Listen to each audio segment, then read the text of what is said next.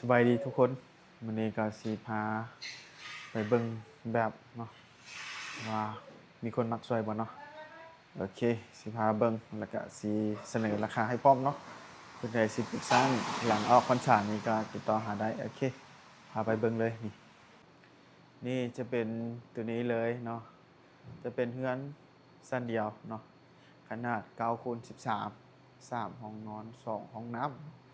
ตัวนี้จะมีครัวภายในพร้อมเนาะสำหรับไผที่มักครัวอยู่ในเรือน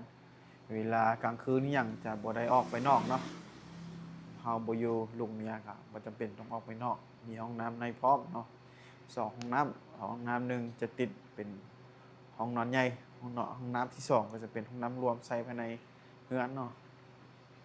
นี่ภายนอกก็จะตกแต่งโดยสไตล์ contemporary เนาะสิมีลายหินอ่อนแน่เนาะ ประตูนี้จะเป็นประตู